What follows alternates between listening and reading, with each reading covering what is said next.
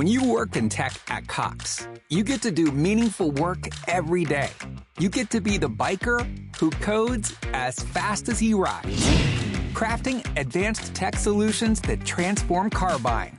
Or a guitarist who develops harmonious apps and websites, connecting people to people and businesses, all in real time.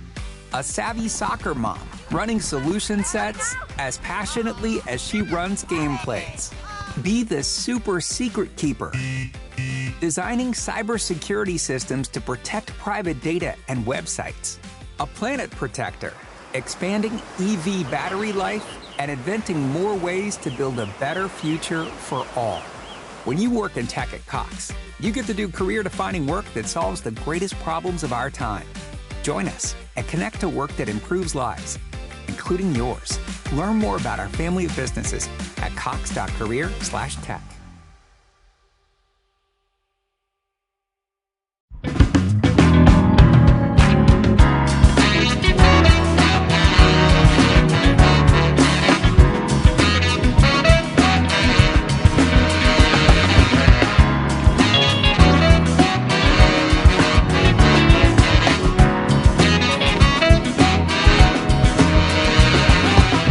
It's Friday night, KFI AM 640, Mr. Mo Kelly. We're live everywhere on the iHeartRadio app.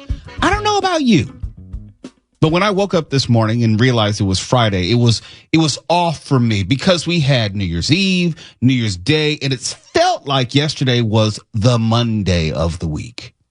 It was my first day back to work after the holiday. It felt like it was Monday. This feels like it's Tuesday, but oh, wait, it's actually Friday.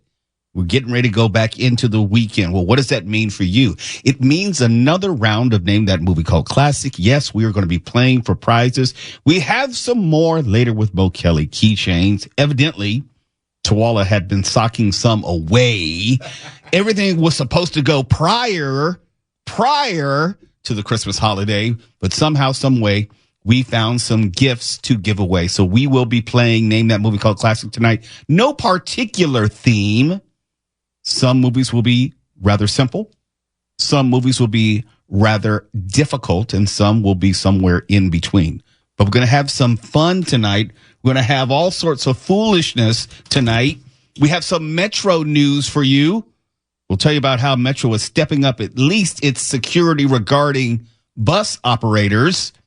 We told you how they were getting their ass kicked and stabbed and shot just about every week of 2024. And so now Metro is stepping up to protect at least some of their employees. We'll tell you about that next segment. And we have to revisit our ongoing Waymo conversation. When I do martial arts, Hapkido, at my studio, Strong's Hapkido, which is 4354 Sepulveda Boulevard in Culver City. The reason I tell you that is because Waymos are everywhere in Culver City. Whenever I drive through Culver City, I see multiple Waymos. They are getting to be a part of everyday life. No, I have not decided to ride in one as of yet. I have not crossed that bridge. Man. I have not.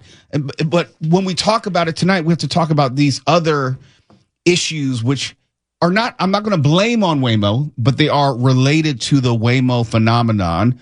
We've had our first attempted hijacking of a Waymo. I don't know how that's going to work or if it worked, but we'll tell you how at least Waymo tries to approach would-be hijackers.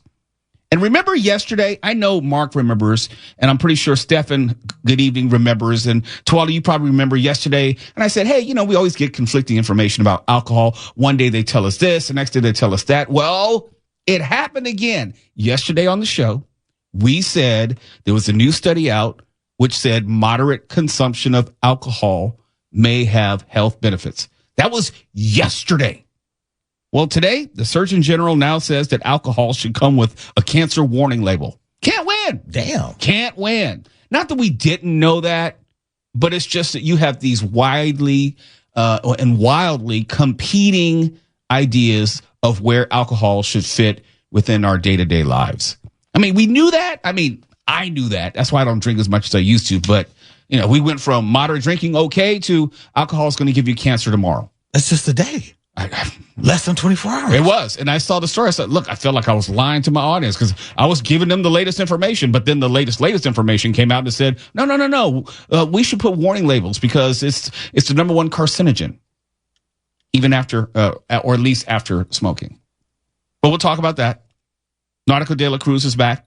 Friday Nights with Nautica. She'll be joining us in studio. And we have the Ronner Report with the Mark Ronner. What are you Ronering about tonight?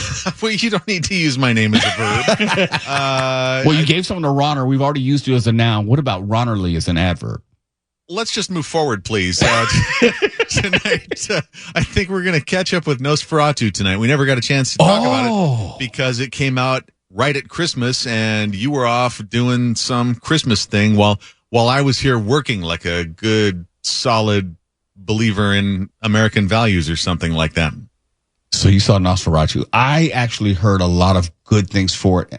And I hope what I'm hearing is going to align with what you're going to tell us tonight. We'll see. Yeah, I'm not going to keep you in suspense. I liked it, but I'll tell you why and why you should go see it. Some people in the auditorium with me walked out, which made me like it even more. Well, but I'll tell you about it later. Oh, cannot wait. And a national theater chain is running a $5 bring your own popcorn bucket deal. Look, if I have to bring my own, it's not a deal. Because are they going to give us free popcorn if I bring my own cup? We'll find out before the show is over. And, of course, name that movie cult classic. But what I want to start with tonight, and just in case you plan to go to the beach, I'm not. I have some friends who are surfers. I saw Matt Money Smith as he was leaving the studio. He'll probably do some surfing this weekend. This may apply to him. Joe Kwan may do some surfing. This may apply to her. She's always listening to Later with Mo Kelly, supporter of the show. Well, you know what we say about L.A. beaches.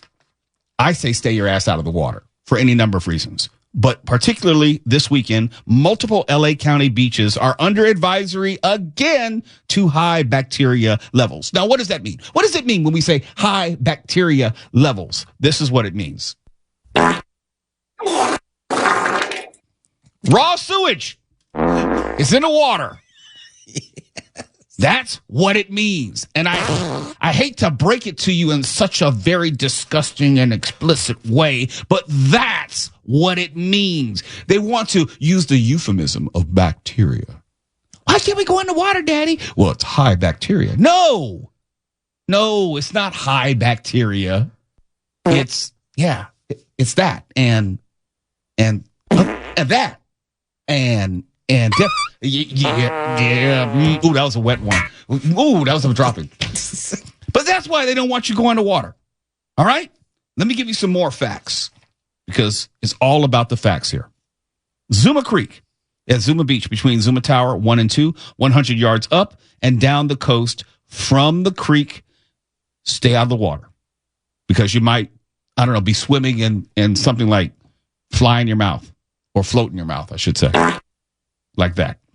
Strand Street Extension at Santa Monica Beach, 100 yards up and down the coast from Lifeguard Tower number 24. Not 23, not 25, but Lifeguard Tower number 24. And there's the Pico Kenter Storm Drain at Santa Monica Beach near South Tower 20, 100 yards up and down the coast from the storm drain. I don't know where that is. I just assume that there's an old saying that ish rolls downhill. Yeah. Well, there should be a new saying that says ish floats all across the water. Or upstream. I think you're being too subtle. It's my responsibility to make sure the public is informed of danger. Excuse me. And if you should go in the water, you are risking your life. Okay? Some people like to swim with their mouth open. I don't go in the ocean much anymore. I barely even go in pools. Definitely don't go in public pools. I was a lifeguard for a couple years, a couple summers in college, and I'll just say you've made the right choice. No. Stay out of public pools. Oh, I know. And that's not like some old wives' tale or some legend. That's the truth. Yes. People will be doing stuff in those public pools. Think of the ocean as a big public pool. But worse. The amount of fecal No chlorine matter that appears in public pools, it is uncanny. Like last summer, I think there was like a 65% increase in fecal matter in the public pools in Los Angeles County. Just imagine that tripled in your local beaches. Why do I need to imagine it? Let's just say it's bad. It's all over. Okay. It's just nasty all over. Solstice Creek at Dan Blocker County Beach, 100 yards up and down the coast from the creek. Don't know where the creek is, but I'm quite sure it's full of it. Marie Canyon Storm Drain at Puerco Beach, 100 yards up and down the coast from the public access steps. It's amazing to me how specific and seemingly accurate they want to tell you where the feces begins and ends. How do they know that? Is it like a net catching it? No, actually, and I've looked at this. This is when the health department is going around taking water samples. They walk the length of where they feel the tide is going, and they take water samples along the way. And what they're basically saying is every 5 feet or whatever that they're sampling water is full of poop. If they say 100 yards up and down, so if I go 101 yards up or down, I'm good. I'm safe. Well, there's that invisible line. The poop Is there a knows line? not to go past that. So it knows not to go to 101 yards, just 100 yards. Yes. But According to them. But if it strays 101 yards, who's to stop the poop? Who's to say, hey, poop, get back on the other side of the line? The fish. Castle Rock Storm Drain at Topanga County Beach. Walnut Creek at Paradise Cove. Those two beaches have been reopened. Okay, so if you want to go to Castle Rock Storm Drain, Walnut Creek, they have been cleared. They are open for business. Their poop levels are within safe ranges. When you work in tech at Cox, you get to do meaningful work every day. You get to be the biker who codes as fast as he rides, crafting advanced tech solutions that transform car buying. Or a guitarist who develops harmonious apps and websites, connecting people to people and businesses, all in real time. A savvy soccer mom running solution sets as passionately as she runs gameplays. Be the super secret keeper, designing cybersecurity systems to protect private data and websites. A planet protector, expanding EV battery life and inventing more ways to build a better future for all. When you work in tech at Cox, you get to do career-defining work that solves the greatest problems of our time. Join us and connect to work that improves lives, including yours. Learn more about our family of businesses at cox.career/tech. Excuse me. You're listening to Later with Mo Kelly on demand from KFI AM 640. This is not a New Year resolution. It was just something that I was ruminating over, something I was thinking about, something I said, I think I need to change this in 2025. And I was thinking, and I think Mark agrees, and I know Stephen agrees, I haven't been giving myself enough credit lately. I think I need to do a better job of giving myself credit.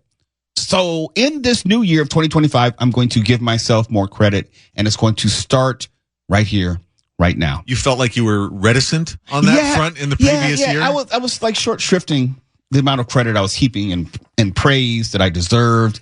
And I said, you know what? Stop doing that, Mo. Life's too short for modesty is what you're saying. Yeah. Look, if you've earned it, give it to yourself. Oh, well, give it to yourself then. Good and hard. All right. With that in mind, Metro has finalized the installation of barriers on its entire bus fleet that fully enclose drivers for their protection. Now, ABC 7 says it's a move that was prompted by a rise in assaults against bus operators. That's a lie. That's not true. This move was prompted by me complaining about the rise in assaults because Metro would have been just fine with doing absolutely nothing. Do you honestly think, and let's have a real heart-to-heart conversation here. Do you honestly think that Metro would have implemented all these barriers to protect the bus drivers if I didn't say a mumbling word. They should call them Mo barriers. They should. My signature should be inscribed. It's like I autographed it. You know, the Mo Kelly Barrier edition or something. I should be publicly thanked. I think they should have some sort of press conference or some sort of press gaggle, some sort of statue erected in my honor outside Metro offices, something which acknowledges my contribution. They should have your face on those, just like those targets in the urinals. Yeah, something like that. Yeah, I go for that. So long as I'm immortalized and memorialized and lionized. Yes, something like that. A total of 2,105 buses have received the shatterproof. It doesn't say bulletproof. It says shatterproof tempered glass barriers constructed of steel and laminated low reflectivity material. The design and fabrication were completed in-house at Metro's Central Maintenance Facility in downtown LA. Well, that's keeping all of it indoors and inside the family. I get that. Hopefully they save some money. Metro used about 55,000 square feet of the material, enough to cover an entire football field. But here's a serious question I have. What is the expectation going forward for bus drivers in the event that something should be happening on the bus? Let's say, like, you're on a plane, all right? And unfortunately, there's a hijacker, and the hijacker is threatening the passengers and daring the pilot, hey, open up the cockpit or I'm going to harm or worse one of the passengers. Now, the pilots are instructed. We know they are not to open that cockpit door under any circumstances. Using that same analogy here for buses, what are bus drivers expected to do? Are they supposed to seal themselves off no matter what happens to the passengers, or are they expected to somehow intervene beyond obviously radioing for help? Seal the bus and fill it with knockout gas immediately. Oh, that would be cool. Can they do that? Probably not legally, but it would be cool. Ah, okay. But there has to be a question. I just wonder, what is it they expect them to do? Are they expected to get involved or not get involved going forward? If they have an unruly passenger, someone who refuses to pay, what is the bus driver supposed to do or not to do? Or is it left up to his or her discretion as far as how involved or uninvolved he or she wants to be? Because we know just because they may be protected behind this polycarbonate material, whatever it's made of, and they may be physically protected, it doesn't mean that there's a less likelihood of an incident on the bus. We've had a number of bus shootings. We've had people come on the bus, refuse to pay, attack other bus riders. What is it that the bus driver is supposed to do?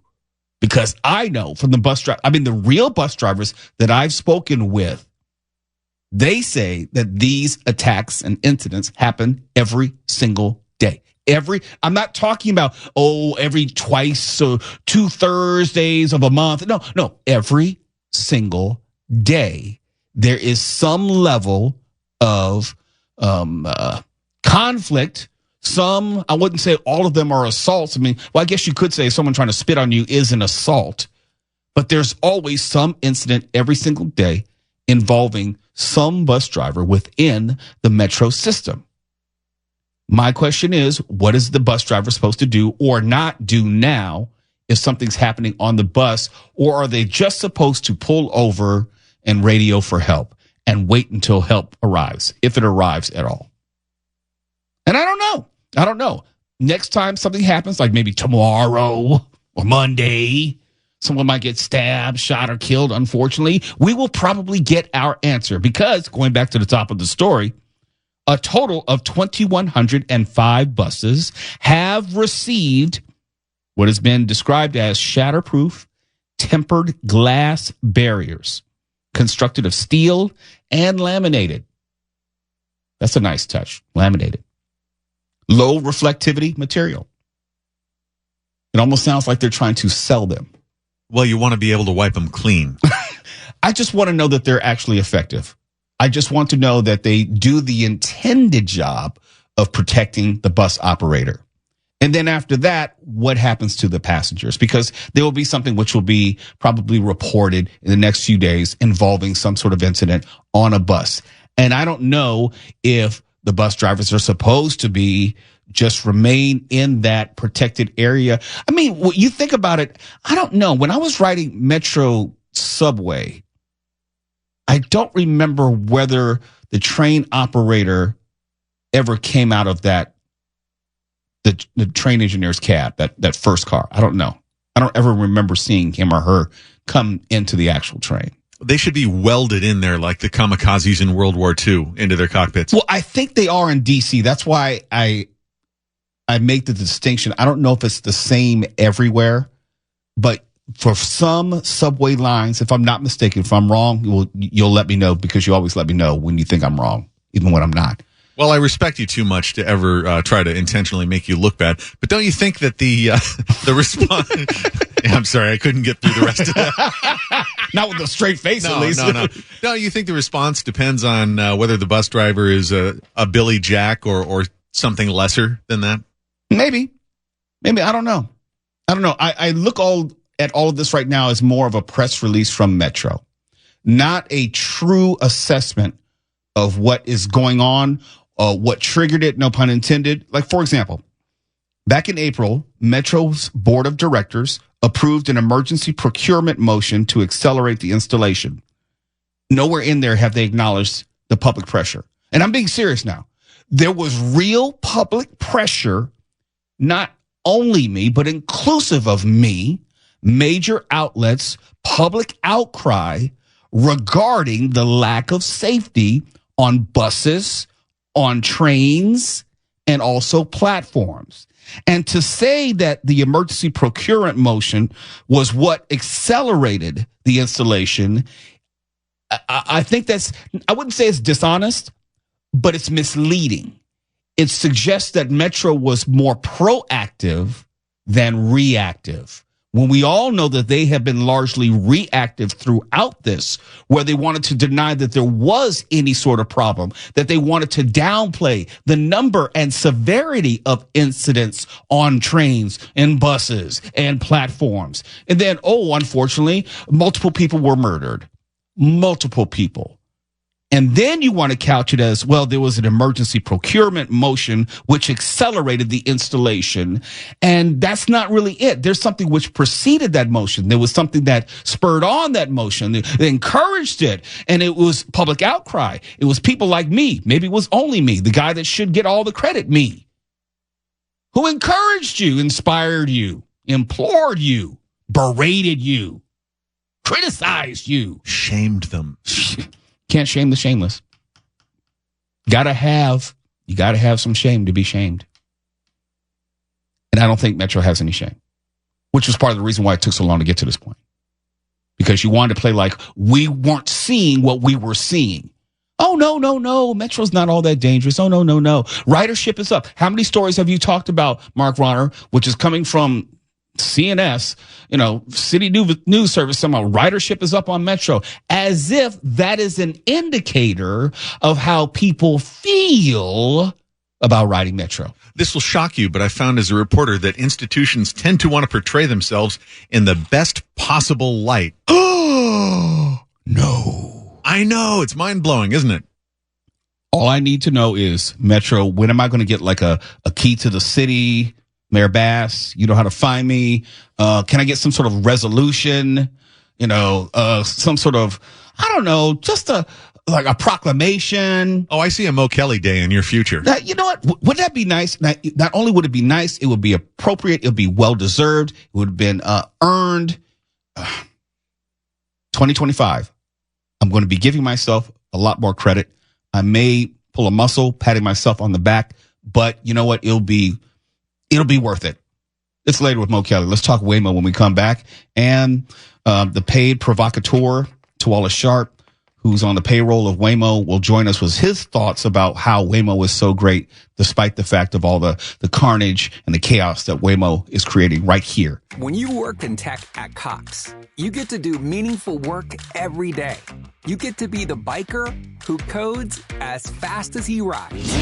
crafting advanced tech solutions that transform car buying. Or a guitarist who develops harmonious apps and websites, connecting people to people and businesses, all in real time. A savvy soccer mom running solution sets as passionately as she runs gameplays. Be the super secret keeper, designing cybersecurity systems to protect private data and websites. A planet protector, expanding EV battery life and inventing more ways to build a better future for all. When you work in tech at Cox, you get to do career-defining work that solves the greatest problems of our time. Join us and connect to work that improves lives, including yours. Learn more about our family of businesses at cox.career/tech. In Southern California. You're listening to Later with Mo Kelly on demand from KFI AM 640. And as I was saying earlier, just in case you don't know, I always teach Saturdays at my dojang, which is Korean for studio. Songs Hapkido, 4354 Sepulveda Boulevard in Culver City, 90230. Teach the Saturday classes from 9 a.m. to noon. And then tomorrow I'll actually be going on and doing some basketball officiating in Carson, but that's a separate story. The reason I mentioned Culver City, I'm there every Saturday. If you just want to see me doing Hapkido or teaching Hapkido, learning about Hapkido, you can find me there. But I mentioned it because I'm always in Culver City. And when I'm always in Culver City, it seems a high traffic area for Waymo autonomous taxis. I see them every time I'm in the city, usually driving up and down Sepulveda Boulevard. Maybe they're going to the Westfield Town Center, or they're going some of the high traffic areas in Culver City, but I always see them. And I bring that up because I think about how they're maneuvering different obstacles, traffic conditions. It's not far where my Hapkido studio is. It's not far from the Culver City Hall and the police department. So you will see a lot of activity, which could, in my mind, be an obstacle for an autonomous vehicle. Then I read the story, and I'm not going to blame this on Waymo. It is something that we did discuss. We figured that these cars would be vandalized. Some would try to carjack them. And sure enough, a man was arrested early yesterday morning after allegedly trying to hijack one of these self-driving taxis in downtown LA. The attempted theft occurred around 1 a.m. yesterday morning near the intersection of South Hill Street and 5th Street. Police approached the man behind a riot shield, and from what I also read, he seemed to be under the influence. No, couldn't have been. He had to have been sober. The inebriated person refused to get out of the Waymo, and then an officer opened the door and pulled the man out. He was arrested shortly afterward. And it got us thinking, like, well, what are the precautionary measures? What are the things which would prevent someone actually getting in the driver's seat and stealing the car or wrecking the car? According to Waymo, quote, Waymo vehicles are designed so that unauthorized individuals cannot disengage the automated driving system and manually operate the vehicles. When any unauthorized individual sits in a driver's seat, Waymo's rider support team can ask them to leave the vehicle and end the ride. Excuse me, sir, you're not supposed to be in the seat. Could you please leave the vehicle? Please. Thank you very much. If they don't comply with commands to leave the vehicle, rider support coordinates with our emergency response team, which works with law enforcement to respond. I don't know about you. I don't know if that's a thorough enough explanation of what it will do to prevent someone from commandeering the car. Someone coming over the speaker and saying, please get out of the driver's seat is not quite enough for me. Yeah, it's probably like OnStar. They'll call the police and disable the vehicle, but I need a little bit more. What do you need? I'm thinking like James Bond, like a gas canister. Electric shocks. Yeah, something like that. So you want like some type of strap to go around the perpetrator and electrocute them in the seat? Oh, I need some sort of deterrent, like spikes coming out of the back of the seat or something like that. Why do you need that? Because he'll tell a mother father not to do it. I can't see Tuwala from where I'm sitting. Is he actually wearing Waymo branded clothing? I think so. What is that W? Son of a look. It's what is it? Whoa! Look, let's not worry about what I'm wearing, okay, or what is in my pocket. I have a vested interest in seeing the furthering of technology. And I'm glad they caught this SOB, and righteously so. And I think that Waymo's response of giving this because this individual was obviously drunk. Yes. And they said, hey, sir, you need to exit this vehicle now. When this individual didn't reply, they said, okay, you know what? We're not messing around. They did what you're supposed to do. They called the police, and the police came and got them, and it comes to an end. This is a bravo for Waymo. I said I was not blaming Waymo. I know, but you want there to be some level of gassing, yes, or electrocution. Yes. I don't know if they need it, because Waymo's also a car for the people. They don't want people to be afraid. Yeah, don't rule out impalement. Impalement? No. Waymo doesn't need that. Waymo doesn't need to be killing would-be thieves. Why not? That's a Ronner thing. Isn't that like wait, Mark Ron, I know you're not a lawyer, but you work the crime beat. Isn't that like Castle Doctrine? Doesn't that apply to your car as well, if I'm not mistaken? Oh, yeah. They should be able to set the person on fire in the car. Do it just once. It will stop. One good time. The next fool who tries to commandeer a Waymo, and let's say a bullet shoots out of the middle of the steering wheel, that'll be the end of it. Dun, dun, dun, dun, dun, dun, dun, dun, dun, dun, dun. Or remember which movie was it, Mark? And I know you know, which had the ejector seat. Roger Moore.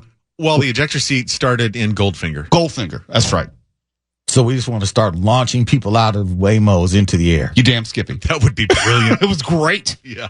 Can you imagine? What case would they have? It's proportional. It's like, look, try to steal the Waymo. You can get one verbal warning. I'm okay with that. I'm not against that. In your studio now and teaching. Okay, we are now going to, and then you just see someone flying into the air right outside. Yeah, and with the cameras, you could capture the look on their face when they're on the way up.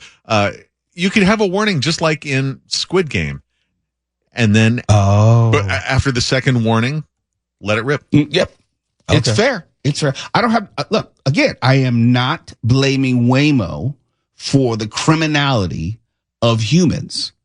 There is a question of, since there is not a driver, whether it is more of a target or seemingly more of a target than a traditional car with a human in it. In other words, it's maybe more likely to be jacked. I think that as the rollout continues, and now I was listening to a report actually on my way in where they were talking about how Waymo has been so successful in LA, San Francisco, and other areas, where now this program is likely to roll out statewide or nationwide within the coming months. There has to be some provision within Waymo where they are actually looking at a serious deterrent. I don't know if it's a bullet shooting out of the steering wheel or ejector seats or electrocution, maybe a laser that goes through the back of the headrest. I'm not married to any of them. I'm just spitballing here. Maybe a guillotine that goes in the headrest. I don't know. Now you're talking. But something will be done. Waymo will not stand for this. I also question whether this individual is not clear in the story. Did he break the driver's side window and crawl in, or did he just open up the door because it was unlocked? That's something I would want to know. Now, here's what I do know. If there is a ride happening where there is a passenger who is already engaged in the ride, you cannot open the door from the outside. You will not be able to do that. And that's to protect the passengers in the car. So you cannot just walk up to a Waymo while someone's in there and open up the door on them. Okay. Yeah. But I still want to see how he attempted to hijack the car. He got into the car. He got into the seat. It doesn't say that he was a passenger and then tried to climb into the driver's seat. But I mean, look, not that I'm trying to make sense out of the criminal nonsense out there, but you got to know in a driverless taxi, there are cameras all through the thing. There's all sorts of electronic information, data, which is being sent as far as where the car is, what's happening with it. You know, how did you think you're going to steal it and nobody know, and take it somewhere and nobody would find out? And what are you going to do with it? You're going to strip it? You're going to sell it for parts? How does that actually work? What was the criminal upside to it? That's the point. Yeah. You're going to find this hard to swallow, but they don't always think things through really well before they do this stuff. I know. And these cars are obvious, man. Like they're not like white Nissans. Yeah. They're white. They have these spinning cameras around them. You cannot miss them. You cannot. We got to get you in one, Mo. Just to take you from your house to the studio. You cannot. Why not? Look, after a day of teaching, don't you just want to get in a ride and just be able to snack on your way home? Yeah, but what am I going to do with my car that I drove there with?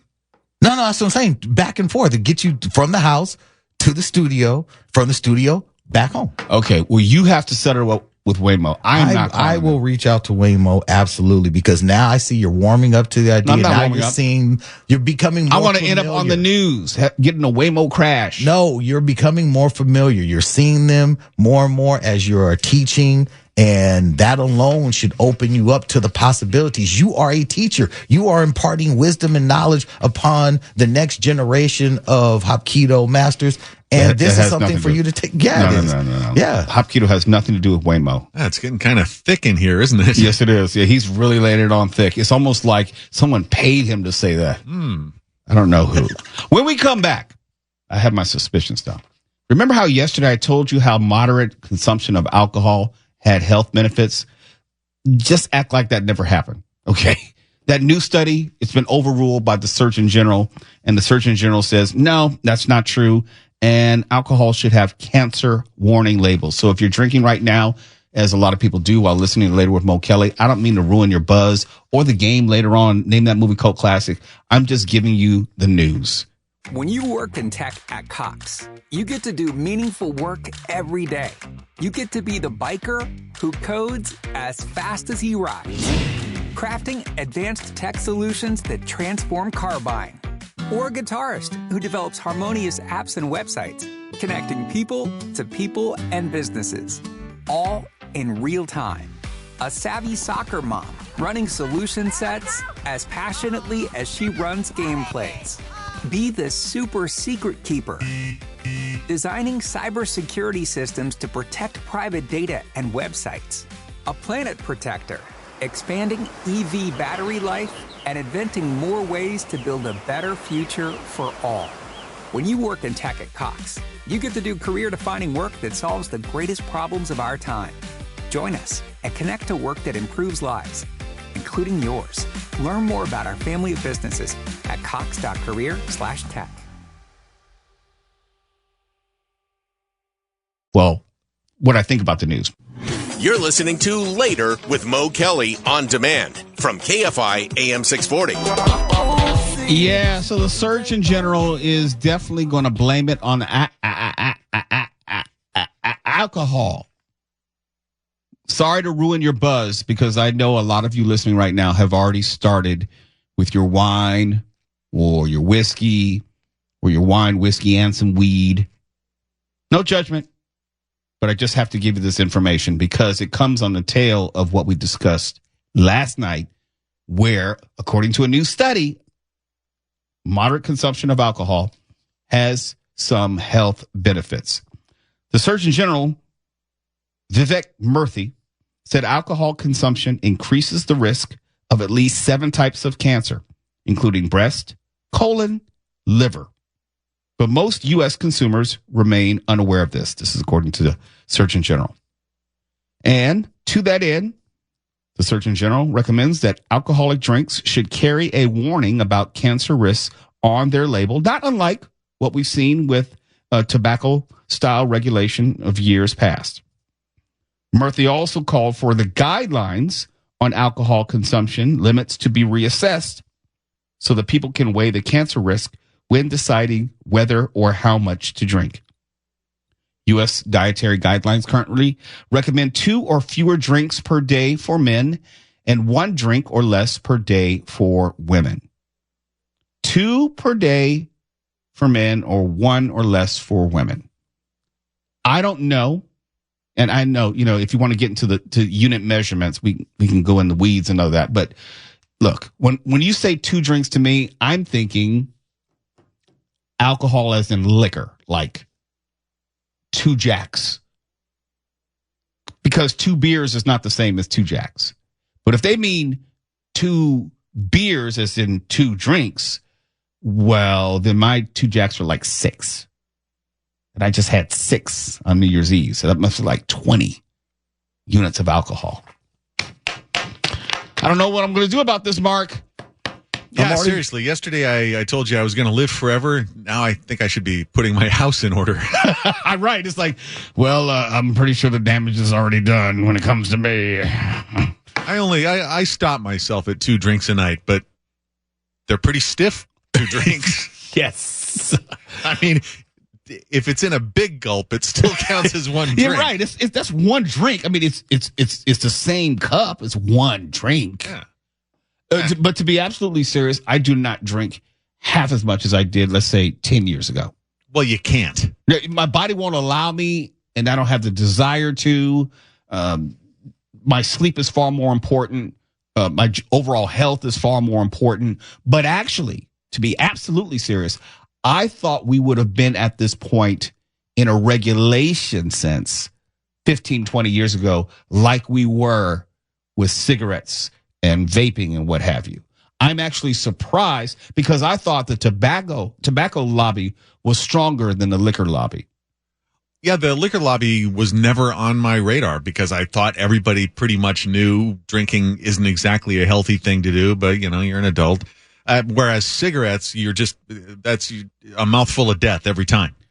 But remember, cigarettes, I don't think they could. No, you can't even show televised ads for cigarettes anymore. No more Marlboro Man. He's been retired. But for beer and wine and liquor, those ads are ubiquitous. It's like synonymous with the Super Bowl, our socialization, what we consider having a festive time. Hell, eggnog. It's actually interwoven in just about every facet of life.